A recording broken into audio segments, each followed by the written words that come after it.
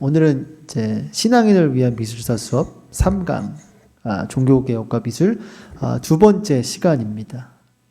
우리 지난 시간에 저희는 마틴 루터를 통해서 어떻게 이 종교개혁이 시작되었는지를 조금 살펴보았습니다. 그러니까 루터라는 인물은 수도사였지만 이 죄책감에 좀 시달리고 있었고, 그 로마 카톨릭이 제시한 여러 고행을 좀 수행하던 인물이었습니다. 그렇게 루터는 어떤 공로나 고행을 통해서 이 구원의 확실성을 추구했던 인물이라고 말씀을 드렸습니다. 그런데 그런 그가 이 로마서 말씀을 읽다가 이 칭의의 진리를 깨닫게 됩니다. 이 칭의의 진리가 뭐냐라고 하면은 인간은 자기의 행위가 아니라 오직 그 믿음으로 구원을 받는다는 그 진리를 깨닫게 됩니다.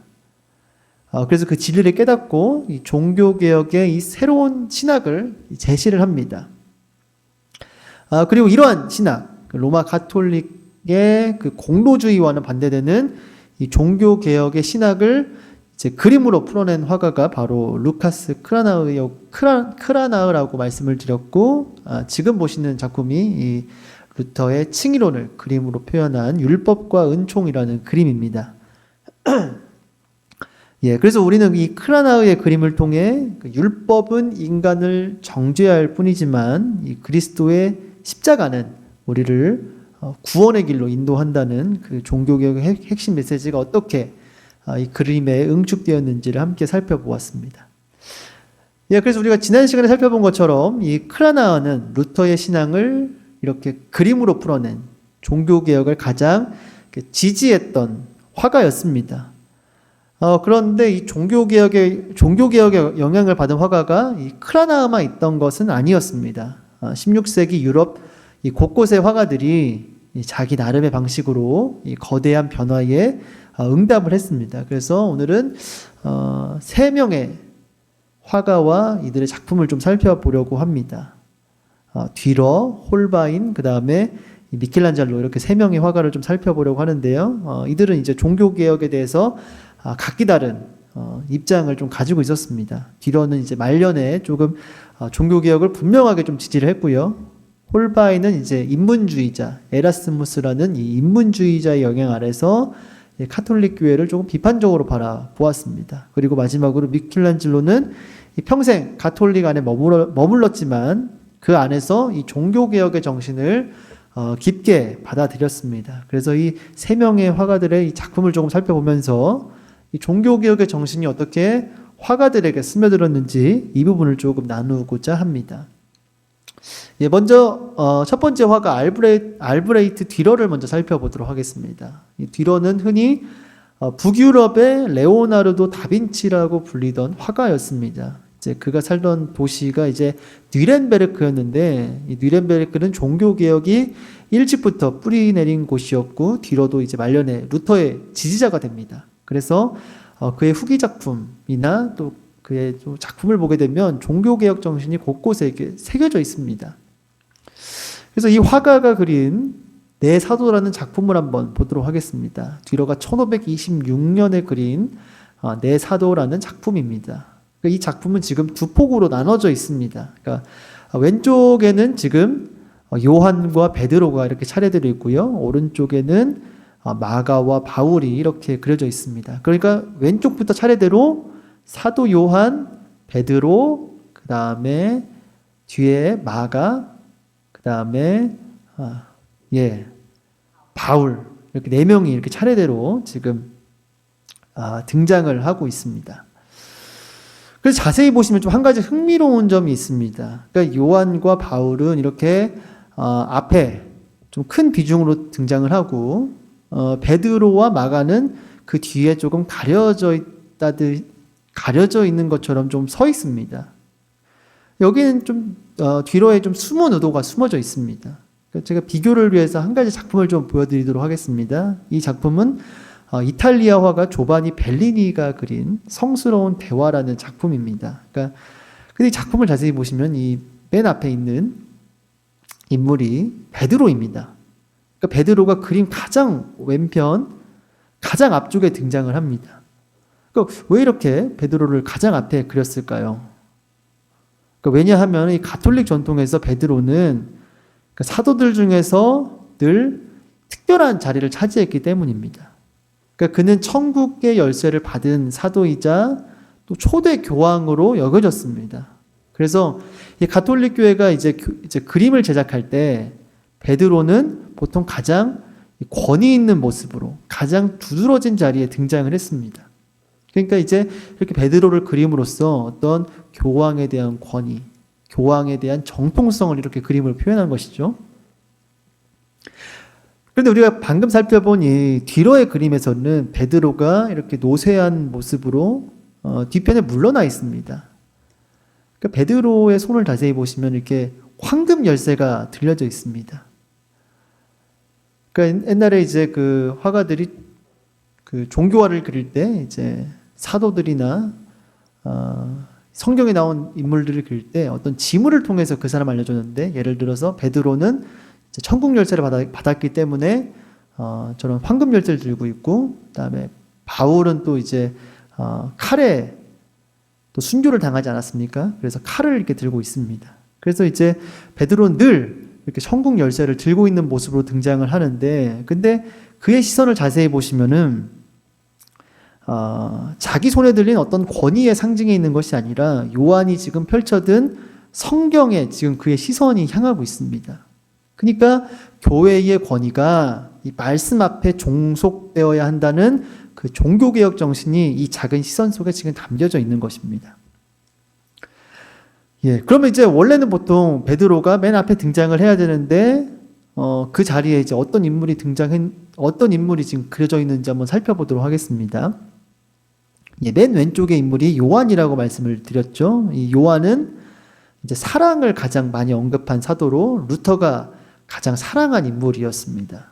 그리고 맨 오른쪽에 등장하는 바울은 이제 루터에게 가장 큰 영향을 끼친 사도입니다. 그러니까 함께 살펴본 것처럼 루터가 이 로마서 말씀을 읽다가 칭의의 진리를 깨닫지 않습니까? 그래서 이 루터가 가장 사랑하고 가장 영향을 많이 받은 사도들이 이 베드로를 대신해서 이 앞자리를 지금 차지하는 것을 확인할 수가 있습니다. 그런데 지금 이 사도들의 손을 한번 보시면은 이 바울도 마가도 요한도 모두 이 성경을 들고 있습니다. 그러니까 이제 이 그림 전체를 지배하는 단 한 가지가 있다면 그것은 바로 오직 말씀입니다. 그리고 여기서 한 가지 더 주목할 점이 있는데, 이제 그 그림 맨 밑을 보면은 하단에는 이제 기문이 새겨져 있는데 그 내용이 참 의미심장합니다. 어떤 말씀이 있냐면요, 요한일서 4장, 베드로후서 2장, 디모데후서 3장, 마가복음 12장 말씀이 이렇게 차례대로 인용이 되어 있습니다. 그러니까 이 말씀은 모두 거짓 선생들과 거짓 예언자들과 외식하는 자들에 대한 경고의 말씀입니다. 예, 그렇다면 뒤로는 지금 이 그림을 통해서 그 당시 가톨릭 교회의 그 부패와 외식을 향한 이 경고의 메시지를 지금 보내고 있는 것입니다. 결국 뒤로는 이 그림을 통해서 이 사도들의 위치와 자세, 그리고 또 성경, 그리고 발 아래 새겨진 말씀, 이 모든 것을 통해서 지금 종교개혁 정신을 표현하고 있는 것입니다. 한 작품을 더 보시면요, 이제 이 작품은 1523년에 제작된 최후의 만찬 판화입니다. 이제 가룟 유다가 떠난 이후에 이제 11명의 사도들이 이제 그리스도를 중심으로 식탁에 둘러 앉아서 새 계명을 전달받는 그 장면을 이렇게 판화로 표현을 한 것입니다. 그런데 우리가 여기서 좀 주목해야 할 부분은 이 판화 맨 앞에 나와져 있는 이 빈 접시입니다. 이 빈 접시는 무엇을 의미할까요? 예, 지난 시간에도 제가 설명을 드렸다시피 이제 가톨릭에서는 이제 성찬식을 할 때 이 빵과 포도주가 실제로 그리스도의 살과 피로 변한다고 가르쳤고, 이를 조금 어려운 말로 하자면은 화채설이었다고 제가 설명을 드렸습니다. 그러니까 다시 말해서 사제가 이제 빵과 포도주를 축성을 하게 되면은 이 빵과 포도주의 어떤 생김새, 맛, 냄새는 그대로지만 그것의 실체는 실제로 그리스도의 살과 피로 변한다고 로마 카톨릭은 그렇게 가르쳤습니다. 하지만 이 종교개혁자들은 이 가르침을 거부했습니다. 그래서 빵과 포도주가 실제 그리스도의 살과 피로 변한다고 그렇게 생각하지는 않았습니다. 그래서 이 뒤로가 빈 접시를 이제 그린 이유는 바로 이러한 거부, 이제 로마 카톨릭이 가르쳤던 이 화채설을 거부한 것을 시각적으로 드러내는 것으로 이제 이해할 수 있습니다. 그러니까 식탁 위에 응당 놓여 있어야 할 이 빵과 포도주가 화면에서 사라짐으로써 이제 가톨릭이 가르쳤던 이 화채설을 이제 그림 안에서 부정을 하고 있는 것입니다. 그래서 이 작품에도 이제 종교개혁자들이 가르쳤던 이 성찬에 대한 그런 가르침과 교리가 담겨져 있는 것입니다. 예, 이번에는 이제 한스 홀바인이라는 조금 화가를 살펴보도록 하겠습니다. 이제 한스 홀바인도 이제 독일에서 태어났지만 이제 스위스 바젤로 넘어가서 거기서 이제 화가로 자리를 잡았습니다. 그런데 이제 바젤에서도 이제 종교 개혁이 좀 확산이 되면서 종교와 주문이 갑자기 이렇게 줄어든 것입니다. 그래서 이제 바젤에서 이제 활동을 하던 화가들의 일자리도 함께 줄어드는 그런 상황을 맞이하게 됐습니다. 그래서 이제 홀바인은 이제 새로운 일거리를 찾아서 영국으로 떠나게 됩니다. 그래서 그곳에서 그는 헨리 8세의 궁정 화가가 되어서 왕과 귀족의 초상화를 그리는 그런 궁정 화가가 됩니다. 예, 근데 이제 홀바인의 사상에 가장 큰 영향을 끼친 사람이 바로 에라스무스라는 인문주의자였습니다. 그러니까 에라스무스가 누구였냐면 이제 루터처럼 이제 과격한 종교 개혁은 원하지 않았지만 그럼에도 이 교회의 부패를 좀 신랄하게 비판하고 교회 내부의 어떤 쇄신과 개혁을 주장한 인물이었습니다. 그래서 이 그의 대표작이 이제 우신예찬이라는 이 작품인데, 예, 우신예찬이라는 책입니다. 그리고 이 책에 들어가는 사파를 그린 사람이 바로 홀바인이었습니다. 그래서 이 작업을 통해서 자연스럽게 카톨릭 교회를 조금 비판적으로 바라보는 시각을 익혔을 것이라고 많은 학자들은 추정을 합니다. 예, 그 사파 중에서 한 점을 좀 살펴보도록 하겠습니다. 성 크리스토퍼에게 기도하는 사람이라는 작품입니다. 지금 그림을 보시면 한 신도가 이 성 크리스토퍼라는 성인의 그림 앞에서 지금 간절히 이렇게 기도를 하고 있습니다. 근데 여기서 문제는 뭐냐면 이 성 크리스토퍼가 실제로 존재한 인물이 아니라 전설 속의 성인이라는 사실입니다. 그러니까 이 홀바인은 이 작은 그림을 통해서 무엇을 말하고 있냐면요. 실제로 존재했는지 존재하지 않았는지도 모르는 그 성인을 미신적으로 숭배하는 당시 관행을 지금 비판하고 있는 것입니다. 그러니까 나아가서 이 성인이 인간과 하나님 사이를 중재한다는 그런 가톨릭 사상 역시도 비판을 하고 있습니다. 그러니까 이 한 장의 풍자와 안에 종교개혁의 두 가지 비판이 지금 압축이 되어 있는 것입니다. 예, 홀바인의 또 유명한 작품 중 하나인 프랑스 대사들이라는 작품을 한번 살펴보도록 하겠습니다. 이 작품을 조금 이해하시려면은 그 시대의 배경을 조금 이해할 필요가 있습니다. 그러니까 제가 이제 홀바인이 스위스로 갔다가 영국으로 갔다고 말씀을 드리지 않았습니까? 그러니까 당시에 이제 영국의 왕이 헨리 8세였습니다. 헨리 8세는 결혼한 왕비가 있었는데 이제 카타리나라는 이제 첫 부인이 있었는데 이제 헨리 8세가 이 카타리나와 결혼을 무효로 하고 엠블린과 결혼을 좀 하고자 했습니다. 그러니까 이제 카타리나와 이제 이혼을 하고 엠블린과 이제 새로운 출발을 하려고 했는데 이 당시에는 왕이 자기 결혼을 좀 무효로 하려면은 이 교황의 승인이 필요했습니다. 그래서 이제 헨리 8세가 교황에게 이혼을 요청을 했지만 이제 거부를 당합니다. 그러니까 이제 이 교황의 압력에서 벗어나기 위해서 어떤 일을 하냐면은 1534년에 직접 영국 교회를 가톨릭으로부터 분리를 시킵니다. 그래서 영국은 좀 특이하게 종교개혁이 왕의 결혼 문제로 이제 시작이 되었고, 그렇게 로마 가톨릭으로부터 분리해 나가서 이제 성공회가 됩니다. 그래서 이제 이렇게 분리되어 나온 것이 이제 오늘날 영국의 성공회입니다. 그래서 이런 갈등이 이제 좀 본격화되기 직전에 이제 프랑스 왕의 프랑스와 1세가 이제 교황과 이 헨리 8세 사이를 중재하기 위해서 두 명의 외교관을 영국으로 보냅니다. 그 외교관 한 명이 바로 장드 댕트빌과 또 한 명이 바로 주교 조르주 드 셀부였습니다. 그러니까 이 두 사람이 영국 궁정에 머무는 동안, 홀바인이 아까 영국 궁정의 화가라고 말씀드리지 않았습니까? 그래서 이 사람 두 명이 영국 궁정에 머무는 동안 홀바인이 이 둘을 그린 그림이 바로 대사들이라는 작품입니다. 이제 좀 작품을 한번 살펴보도록 하겠습니다. 이 두 외교관 사이에 놓인 이 탁자를 보시면은 청구의와 지구본, 그리고 정교한 이 천문 관측 도구들이 가득합니다.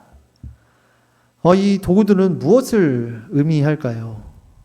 그러니까 당시에 이제 코페르니쿠스와 같은 이 천문학자들이 새로운 우주관을 제시하던 시대였습니다. 다시 말해서 이제 지구가 중심이 아닐지도 모른다는 그런 지동설이 이 시기에 다시 등장하기 시작하면서 1000년 가까이 당연하게 받아들여졌던 천동설이 흔들리기 시작합니다. 그러니까 종교개혁이 가톨릭 교회의 그 권위를 흔들었듯이 새로운 천문학자 발견은 이전의 우주관을 흔들기 시작합니다. 그러니까 이 시대 사람들이 느꼈던 건 뭐냐면은, 우리가 당연히 진리라고 믿었던 것이 정말 진리인가를 묻는 그런 시대정신이 그 시대를, 종교개혁 시기를 지배하고 있었고, 이 도구들을 통해서 우리는 그런 시대정신을 또 읽어낼 수가 있습니다. 탁자 아래쪽을 보시면 이제 류트라는 악기가 이렇게 놓여 있는데요. 그러니까 매우 세밀하게 그려져 있어서 자세히 좀 봐야 알 수 있지만, 이게 줄 하나가 끊겨져 있다고 합니다. 그러니까 끊어진 줄은 전통적으로 어떤 불협화음과 갈등을 상징합니다. 그러니까 종교개혁을 통해서 교회가 분열되고, 또 유럽이 분열되고, 또 분열된 그런 시대를 이 지금 끊어진 한 줄을 통해서 이렇게 작가는 표현하고 있는 것입니다. 그런데 그 류트 옆에는 이제 루터가 번역한 이 성경과 루터 교회의 찬송가가 함께 놓여져 있습니다. 그러니까 펼쳐진 페이지에는 오라 성령이여와 십계명의 악보가 이렇게 펼쳐져 있다고 합니다. 그러니까 가톨릭과 개신교의 이 갈등의 한복판에서 화가는 이렇게 은유적으로 종교개혁 진영의 공감을 표현하고 있습니다. 그리고 그림 한가운데를 보시면은 형체를 좀 약간 알 수 없는 어떤 길쭉한 형체가 있는데, 정면에서 보면 좀 이게 뭔지 알 수가 없지만은 옆에서 비스듬하게 바라보시면 이게 해골이라는 사실이 드러납니다. 그러니까 이 해골이 의미하는 바는 아무리 권력과 지식과 부를 갖추어도 결국 인간은 죽는다는 것을 상기시키는 그런 이미지입니다. 그렇다면 이 메시지가 종교가 분열되고 국가가 분열되던 이런 격변의 시대에 사람들에게 더 큰 의미로 다가왔을 것입니다. 그러니까 기존의 권력과 지식과 종교가 모두 흔들리는 그런 불안과 격변이 지배하는 상황 속에서 사람들은 어떤 인간의 유한함, 또 불안을 절실히 느끼던 시대였을 것입니다. 그리고 화가는 그런 시대의 불안과 유한함을 이렇게 그림 속에 담아내고 있습니다. 그렇지만 화가는 불안해서 멈추지 않습니다. 물론 종교개혁으로 인해서 유럽이 분열되고 국가가 분열되고 그래서 사람들이 불안해하는 그런 시기지만, 화가는 여기서 그러니까 불안을 드러내는 것에서 끝나지 않습니다. 그림 맨 위쪽을 보면 그 커튼이 살짝 이렇게 들쳐져 있습니다. 그리고 그 뒤로는 십자가에 달리신 그리스도를 그려 넣었습니다. 그러니까 매우 작게, 그리고 거의 가려진 채로 이렇게 그렸지만 분명히 화가는 그리스도를 그려 넣었습니다. 그러니까 이게 무엇을 의미할까요? 네, 말씀드린 것처럼 이 종교개혁의 시대는 격변의 시기라고 말씀을 드렸습니다. 권력이 흔들리고 또 우주관이 흔들리고 또 교회가 분열되는 그러한 시대였습니다. 그 모든 격변 위에서도 그리스도가 여전히 역사를 주관하고 계신다라는 그런 신앙 고백을 이렇게 그림으로 표현하고 있습니다. 예, 그래서 홀바이는 이렇게 절망의 시대, 또 격변의 시대를 그림으로 표현했지만 가장 짙은 자리에 진정한 소망을 또 이렇게 새겨 넣었습니다. 예, 이제 마지막으로 이제 미켈란젤로를 한번 살펴보도록 하겠습니다. 예, 미켈란젤로의 작품을 좀 살펴보고 오늘 강의를 마치도록 하겠는데요. 미켈란젤로는 사실 우리에게 가장 친숙한 화가 중 한 명이라고 생각을 합니다.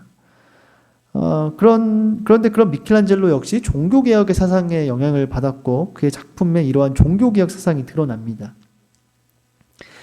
미켈란젤로는 사실 이탈리아 화가입니다. 그러니까 우리가 지금까지 살펴본 화가들은 독일에서 활동했거나 독일에서 태어난 화가들이었습니다. 그래서 그들은 자연스럽게 이 루터의 종교개혁 사상을 자연스럽게 접했을 것입니다. 그런데 이 종교개혁 사상이 독일에만 머물지 않고 이제 알프스를 넘어서 로마 교황청이 있는 이탈리아에까지 영향을 미칩니다. 그래서 이탈리아의 가톨릭교회 내부에서도 어떤 영성 운동이 일어납니다. 그 중심에 있었던 모임이 바로 스피리투알이라는 모임이었습니다. 이 모임은 어떤 모임이냐면 이제 가톨릭 안에 머물지만 오직 믿음을 통한 구원이라는 그런 종교개혁의 핵심 교리를 받아들이되 내부에서 내면의 어떤 개혁을 추구했던 사람들의 모임이었습니다. 미켈란젤로도 어떤 한 귀부인을 통해서 이 스피리투알리라는 모임에 합류하게 됩니다. 그래서 미켈란젤로는 이제 평생 가톨릭 교회에 가톨릭의 테두리 안에 머물렀지만 그의 마음 깊은 곳에는 이 종교개혁의 정신, 다시 말해서 인간의 공로가 아니라 그리스도의 은혜로만 구원을 받는다는 진리가 이제 서서히 자라기 시작합니다. 그리고 그러한 변화는 그의 작품에 그대로 새겨져 있습니다. 예, 그래서 미켈란젤로의 변화를 가장 극명하게 보여주는 두 작품이 있습니다. 바로 시스티나 성당의 천장화, 이 천지창조와 또 같은 성당 벽면에 그려진 최후의 심판이라는 그림입니다. 그러니까 이제 그 미켈란젤로가 같은 성당의 천장에 먼저 이 천지창조를 그리고 약 30년 뒤에 벽면에 이 최후의 심판을 그린 것입니다. 먼저 1512년에 완성된 천지창조를 한번 보도록 하겠습니다. 이 그림은 르네상스 미술의 이 정점이라고 할 만한 작품입니다. 이 작품의 한 부분인 이 아담의 창조를 보면 모든 공간이 조화롭고 인체 비례는 완벽하고 인간은 어떤 영광스러운 모습으로 등장을 합니다. 그러니까 왼쪽이 아담이고 오른쪽은 이제 하나님인데, 그러니까 하나님이 아담에게 어떤 생기를 불어넣는 그런 장면을 포착을 하고 있는데, 아담이 굉장히 근육질로 또 팔등신으로 이렇게 그려져 있지 않습니까? 그러니까 인간 자체에 대한 어떤 신뢰가 있고 인간의 어떤 위대함이 화면을 지배하고 있습니다. 그러니까 어떤 이상적인 인체를 통해서 그 안에 담긴 인간 안에 담긴 어떤 신적인 영광을 표현하고자 하는 그런 르네상스 정신이 이 그림 안에 담겨져 있는 것입니다. 그런데 이제 30년이 지나고 거의 한 30년이 지나고 미켈란젤로가 같은 성당 벽면에 그린 이 최후의 심판을 보시면은 완전히 다른 모습으로 이제 등장을 합니다. 이제 가운데에는 심판자로 오신 예수 그리스도가 있습니다. 그리고 그 아래에는 최후의 심판을 알리는 천사들이 있고, 이제 좌우에는 부활한 자들이 심판을 받아 천국과 지옥으로 지금 향하고 있습니다. 전체적으로 보시면 이제 아까 우리가 살펴보았던 공간의 조화도 사라지고 화면은 조금 어수선하고 혼란스럽고 인체의 비례도 딱딱 떨어지지 않습니다. 그리고 그 자리를 채우는 것이 있다면 바로 혼돈입니다. 그러니까 절망 속에서 어떤 구원을 갈구하며 부르짖는 영혼들의 그런 뒤틀린 몸짓만이 이 그림을 지배하고 있습니다. 그러니까 이것은 어떤 단순히 화가의 양식, 그림 스타일이 변한 게 아니라 인간에 대한 미켈란젤로가 가지고 있었던 신학 자체가 바뀐 것입니다. 그러니까 이전에는 인간에 대한 어떤 자신감이 있었습니다. 인간이 신의 영광을 담을 수 있고 표현할 수 있다라고 생각을 했습니다. 그런데 이제 종교개혁의 정신을 받아들인 뒤에는 그 자신감이 완전히 무너집니다. 그러니까 인간은 어떤 영광스러운 존재가 아니라 죄인이며 그리스도의 자비를 갈구하며 부르짖는 그런 존재라는 그런 인식이 그의 그림 깊은 곳에 자리 잡은 것입니다. 이 변화는 이제 조각에서도 나타납니다. 지금 보시는 작품은 이제 미켈란젤로가 청년 시절 약 24살에 만든 바티칸 피에타입니다. 사실 미켈란젤로는 조각가였습니다. 조각과 그림 모두 능숙한 천재 중에 천재였는데 이 조각을 한번 보시면은 죽은 그리스도를 이제 마리아가 안고 애통해하는 장면이지만 그 안에는 어떤 아픔도 고통도 추함도 찾아볼 수가 없습니다. 그러니까 예수님이 지금 십자가에서 죽으시고 내려오셔서 마리아가 그 죽은 그리스도의 시체를 붙잡고 오열하고 우는 그런 장면이지만 그 예수님의 몸을 자세히 보시면 뭐 상처도 없고 마리아의 얼굴을 자세히 보시면 젊은 여인의 모습입니다. 그러니까 모든 것이 조화롭고 균형 잡혀 있고 신체는 완벽한 비례를 갖추고 있습니다. 그러니까 르네상스가 추구한 어떤 이상적인 아름다움 그 자체가 이 작품을 지배하고 있는 것입니다. 그런데 그가 말년에 조각한 또 다른 피에타를 보실까요? 그러니까 미켈란젤로가 죽기 직전까지 이제 끈을 놓지 못한 마지막 작품이 바로 론다니니 피에타라는 작품입니다. 그런데 이 작품이 이전과 피에타랑 비교했을 때 완전히 다릅니다. 그러니까 같은 작가의 작품이 맞나 싶을 정도로 이 양식이 완전히 바뀝니다. 그러니까 뒤에서 본 것처럼 완전한 비례가 이제 느껴졌다면 여기서는 비례는 완전히 사라지고 조각상은 아예 깨져 있고 한 인물이 그냥 그리스도의 몸에 힘없이 기대어 서 있습니다. 자기의 무력함을 인정하고 그리스도의 희생에 자기의 몸을 의탁하며 자비를 구하는 그런 겸손한 모습입니다. 그러니까 미켈란젤로는 이렇게 말년에 영광스러운 인간의 모습이 아니라 부서지고 깨어져서 은혜와 자비가 필요한 인간의 모습을 이렇게 조각으로 담았습니다. 지금까지 우리는 이렇게 뒤로 홀바인 그리고 미켈란젤로 이렇게 세 명의 작품을 통해 이 종교개혁의 정신이 어떻게 그림에 스며들었는지 한번 살펴보았습니다.